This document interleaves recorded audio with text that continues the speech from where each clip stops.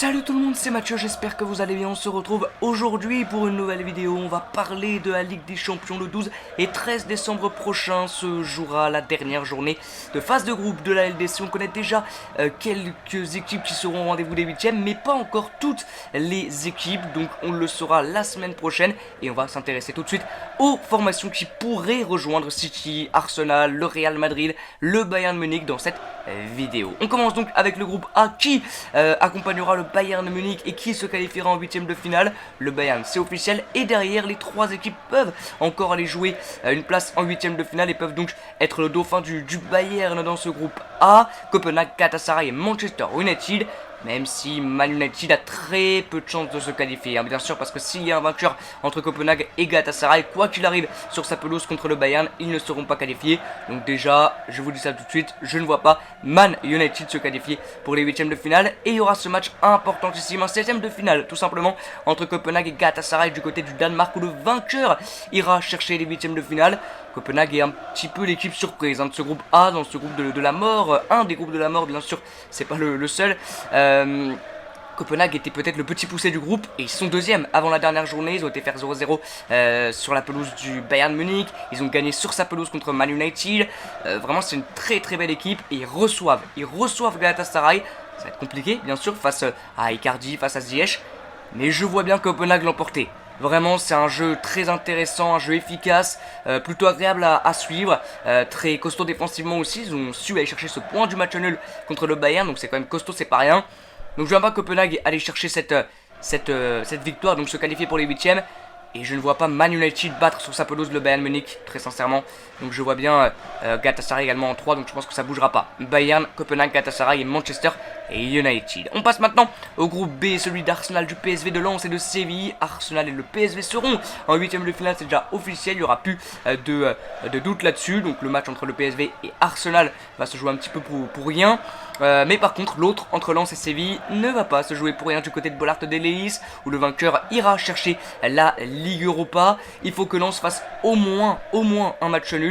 Faut pas qu'ils perdent. Ils sont à Bollaert, ils ont quand même fait une bonne campagne. Un partout contre le PSV à domicile, cette grosse victoire contre Arsenal. On va pas parler du retour qui est un petit peu anecdotique, mais réellement, je pense que l'effectif de Lens est plus armé pour un parcours en Ligue Europa que pour quelque chose en Ligue des Champions. Donc je les vois bien, les Lensois aller chercher cette Ligue Europa contre une équipe très faible, hein, réellement, dans ce groupe et aussi en championnat, c'est très très faible. Après, on connaît bien évidemment l'amour de Séville pour la Ligue Europa, donc il faudra faire attention à ça. Sur un match, tout peut se passer, et je vois bien Lens se qualifier, gagner contre Séville et aller chercher cette 3e place pour aller faire, on l'espère tous, une belle petite aventure en Ligue Europa. On passe ensuite au groupe C. Le Real Madrid est bien évidemment qualifié. C'est la même chose de Naples.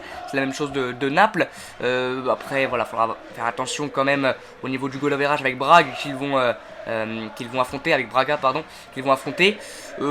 Très sincèrement, je pense que ça bougera pas. Hein. Ça bougera pas. Je vois pas l'Union Berlin aller battre le Real Madrid. Je vois pas Braga non plus embêter le Napoli, donc je pense que ça bougera pas. Je pense que ce sera Real en 1, Napoli en 2, Braga en 3 et l'Union Berlin en 4. On passe au groupe D, la Real Sociedad, vraiment très surpris par cette équipe, hein, depuis le début de la saison, que ce soit en Liga ou en Ligue des Champions. C'est très très fort avec Take Kubo par exemple, et avec d'autres joueurs qui sont très très intéressants de cette formation de la Real Sociedad. Ça marche vraiment bien depuis quelques années, et là en Ligue des Champions, ils vont se qualifier pour les 8e, c'est sûr et certain. Dans quelle place? Ils vont devoir gagner le match contre l'Inter pour être premier, mais ça reste quand même une campagne absolument incroyable. Et derrière, Salzbourg et le Benfica, ce sera le match pour la Ligue Europa, et je pense aussi que ça bougera pas. Je pense que ça bougera pas non plus. Je vois bien la Real Sociedad accrocher l'Inter du côté de San Siro. Je pense que ça va être compliqué pour gagner, et je vois bien les accrocher, aller chercher le match nul.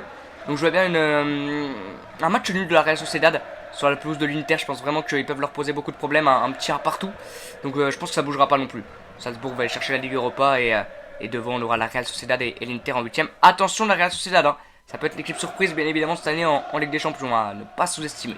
Allez, groupe E, on passe au groupe E, l'Atlético Madrid, la Lazio, Feyenoord et le Celtic. Pour le moment, on a nos deux équipes qui seront officiellement en 8e, l'Atlético Madrid et la Lazio. Ils vont s'affronter pour savoir qui sera premier.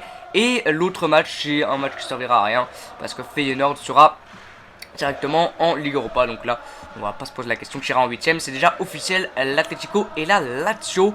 Et je vote pour une Atlético leader. Je pense qu'ils vont s'imposer du côté de Wanda Metropolitano contre le club italien. Mais quand même, belle campagne de la part de la Lazio. Hein, réellement, ils ont été présents. Ils ont su faire les matchs qu'il fallait. Éviter les matchs pièges contre le Feyenoord et contre le Celtic.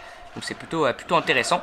Le groupe F désormais, bien évidemment, le groupe de la mort, tout le monde, avec le Paris Saint-Germain, Newcastle et Milan peuvent se qualifier comme peuvent être éliminés. Dortmund, ils sont sûrs d'être en 8ème, les autres c'est pas sûr du tout. Il y aura ce match qu'on peut qualifier de 16ème de finale entre le PSG et Dortmund, et puis l'autre contre Newcastle et Milan. Le PSG, grâce à son nul dans les derniers instants contre Newcastle, a son destin entre ses mains.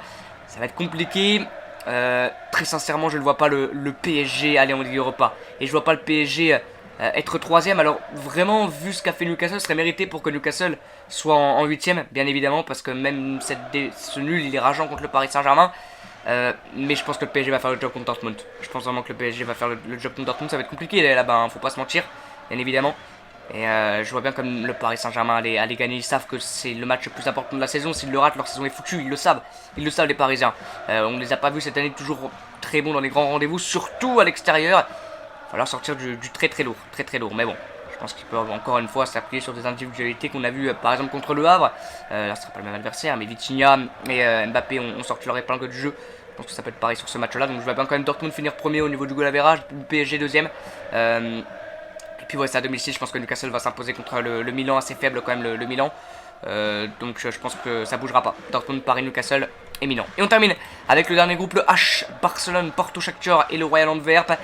Royal Antwerp qui a fait la pire campagne de toute la phase de groupe confondue, 4ème, 0 points. Et puis derrière, attention parce que rien n'est fait. Le Barça sera en 8ème de finale, mais entre Porto et Shakhtar, il y aura un 16ème de finale, il y a plusieurs 16ème de finale. Donc ce match entre Porto et Shakhtar va être très important. Vraiment, Shakhtar, je m'attendais pas à ce qu'ils fassent une aussi belle campagne. Hein. Très sincèrement, ils ont battu le Barça en plus de ça à domicile. Je pensais vraiment pas qu'ils allaient faire une grosse campagne.